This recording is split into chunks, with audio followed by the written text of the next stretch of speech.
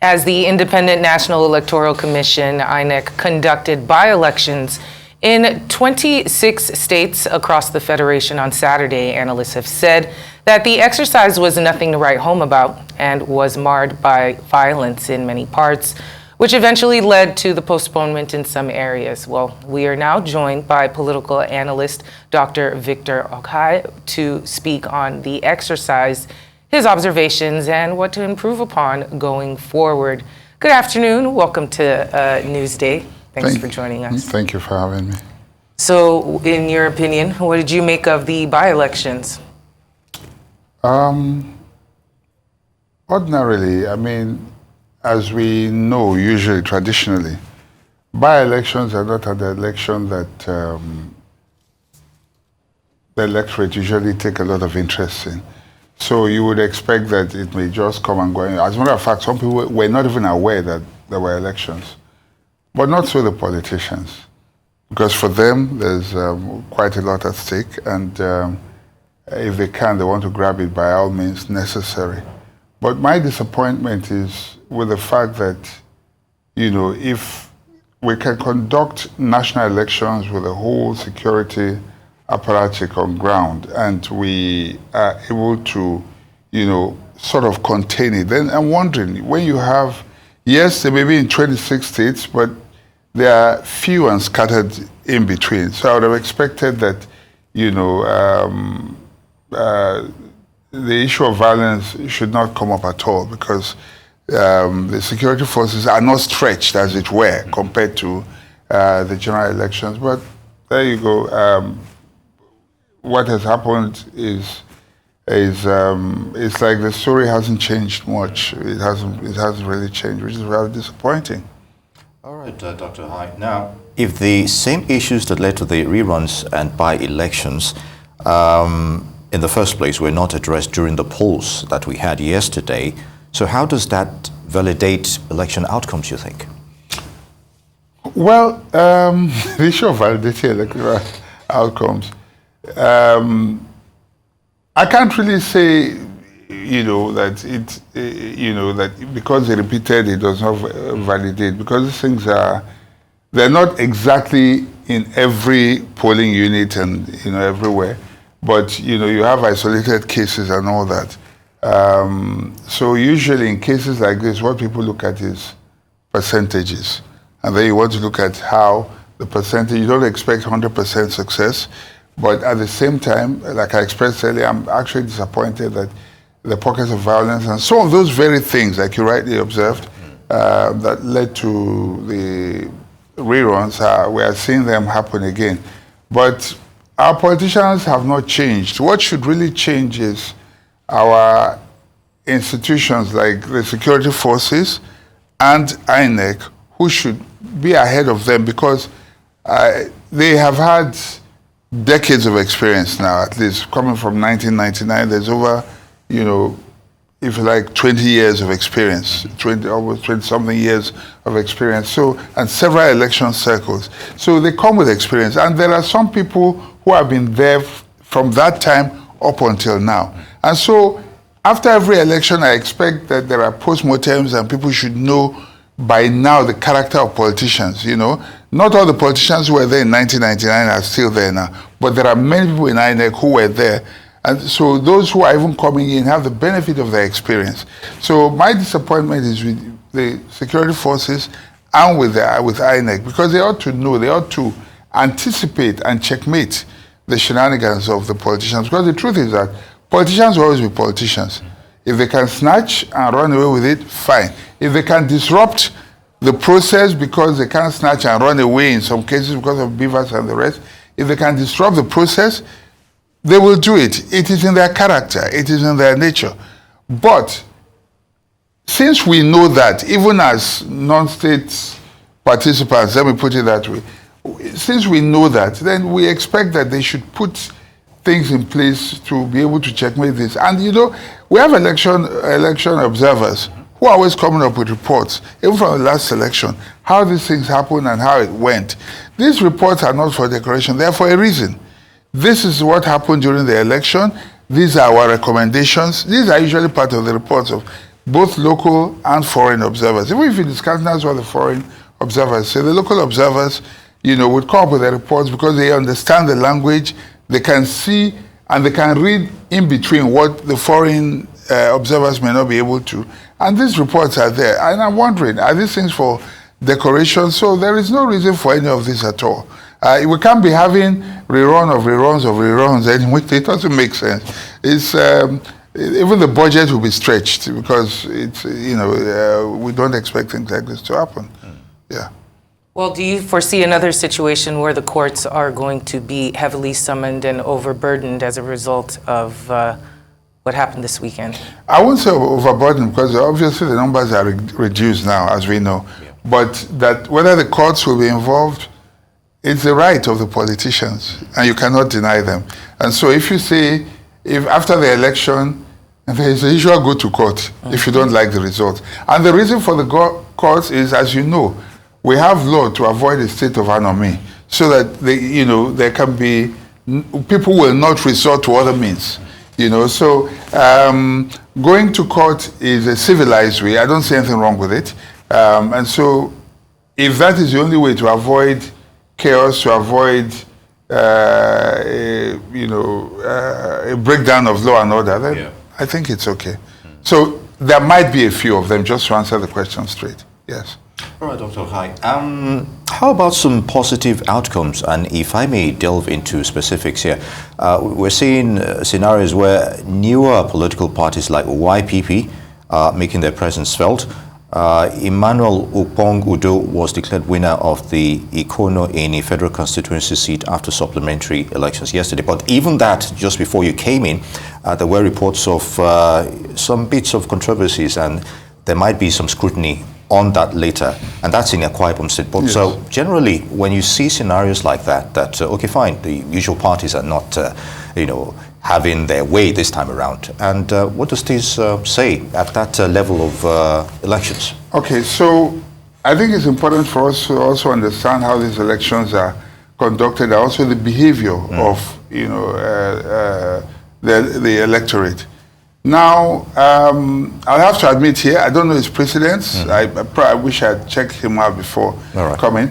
But it's not unlikely that he's coming from another party. Okay. Because sometimes you find a situation where a popular candidate, maybe a godfather or someone somewhere said, no, you cannot.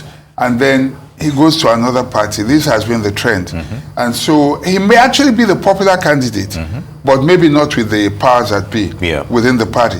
And so he's deprived of that opportunity. Or you find situations where they talk about zoning. Okay, so they say you've not been zoned. Now, our constitution does not recognize zoning. At the party level, maybe they might say in principle or for, in reasons of fairness or whatever, that, okay, your zone has gotten it, let it go to the other zone. And a man feels, look, you cannot deny me my right to stand for election, and so he goes to another party. And if that party, whether YPP or a smaller party or whatever it is, I mean, they all welcome, everybody welcomes it, it's normal. And especially if it comes with some value. If he's a big fish, they will welcome him, and this person is not going to be going alone. And so he's going to be going with his followers. And if his followers happen to be more than the other one, then upsets like this you would see. So yes, the bigger parties may have the structure, but there are individuals who also have their structures and followers, who have their following, they are very popular. So these are the reasons you might see disruptions like this, not only during off-cycle elections, but even during normal election cycles. So is that a positive development here? No, but I think it's positive, because it just tells you that people are not just voting along party lines. They're looking at individuals. That scrutiny is very important. It's important that you look beyond party and say, okay, because party A has presented somebody, you don't ask, no questions asked. Even if you put a dog there, let's vote for him. That's not right. We should look at where a person is coming from. We should look at his antecedents and look at what he's bringing to the table, what he's offering, and compare them as well. If we see a better candidate, we should not be looking at party. We should be looking at who has more to deliver, where they're coming from, what have they done before, who is more likely to give us the dividends of this democracy that we're all yearning for. So I think to that extent, it's a very positive development. Were there any other trends that you witnessed during these by-elections that impressed you or surprised you? Well, I don't know about surprise. Maybe elements like this, but otherwise, it's like the usual way. You know, the same things. A lot of things that happen are predictable. You know, in some of in many of the places, and some of the constituencies, for instance, I don't know. Let me give an example. For instance, where the current chief of staff is coming from, the person that took over from him, personally, I'd never heard about him before, but maybe he's very, very popular and all that. Or maybe, you know, but what I see is a situation where, okay, there's a general trend along party lines.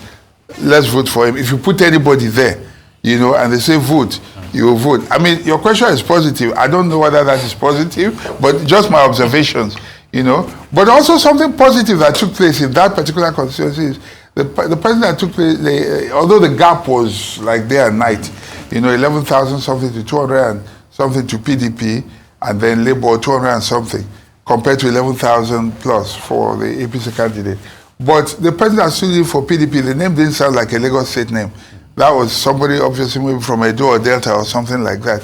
So I think it's positive that if you stay in an environment, you live in that environment, and you feel you have something to offer, you know, because the community that you live in, because the reason we do this, if you stand for election in your local estate, is because you want change in your estate. So estate elections are like local elections. And so it doesn't matter. You don't necessarily have to come from that state, but because you live in that state, you are a stakeholder. You want the very best. You want the estate to be more secure. You want the estate to look cleaner, and you want better amenities for the estate. You can stand for election there. So I say elections, I think for me that is positive. People should be, if wherever you are, because you belong to that community, you should be able to stand and contest because you are a stakeholder there. If the area is good, it's good for you. If it's bad, it's not. So you have a right to speak, to say something about it, and to stand for election and say, look, I want to get in there and cause a change. So, I mean, for me, that is positive, you know. And that the other party, which is the opposition party, you know, saw somebody like that and put him in there, I think it's positive. It just means that he was popular among his people, but maybe not. I mean, the election results were otherwise, but I mean, to me, that is positive. And we should see more of that. You don't necessarily have to come from that seat, but because you belong to that community, you should be able to speak. All right. Your example of that constituency, which is related, which we covered yesterday extensively, brings me to the next question. Who is responsible for encouraging the electorate to vote, especially when enthusiasm is slow? When we covered that, our correspondent, Tokumbo, there was widespread voter apathy. In fact, some of the electoral officials we saw were like browned off, looking a bit bored, as it were. And, but you saw people in the streets going about their normal businesses. But that willingness to, commit themselves to also be part of the electoral system was a bit waning, as it were, yesterday. Yeah. As I was driving here, I was thinking to myself, I said, many of these politicians are losing out on opportunities. Yeah. It's like you're running, not a marathon, let's say the sprint. If you notice, where most people lose it is towards the end. Because you've seen the finish line, you slow down because you feel you are getting to the end. I always say to myself, I wish I was an athletic coach, athletics coach, or I was, an athlete. I was running. Where I'll put my greatest energy will be towards the finishing. I would not look at the finishing line. I would extend my finishing line by another 10, 15, or 20 meters. What that would mean is that I would give it my all. Now, how does that translate? I was coming and said, why are people wasting opportunities? Because I was looking at results from that, but I said, do you know that because of the very nature of this type of election, it's easier to cause an upset? What should you do? Let me give an example of the other candidates. This is a time to knock on doors and say, guys, a lot of people will not come, but let's move. Because people are not coming out, go from door to door to door. Speak to the people, especially start from your party members, okay, and say all party members come out. If all party members come out, you are sure of a certain minimum. Then your family members, your friends, and then people who normally nobody will go to their doors and knock on. Yeah. Because there are those who will assume it's a given. Did anyone come to knock to on your door during? Okay, maybe it's not, but even during the general elections, how many actually go from door to door and say, please vote for me? I mean the actual candidates, and maybe their supporters. Well, we're seeing scenarios like that from the US. Yes, exactly. But then again, yes. Maybe like 2-3 days before the event, yeah. all you saw was like mass motorcades of people going like a Probably carnival. The street lingo. Umotoked, as we say. Is that Umotoked, enough? When you see that, I say, how does that concern me? Yeah.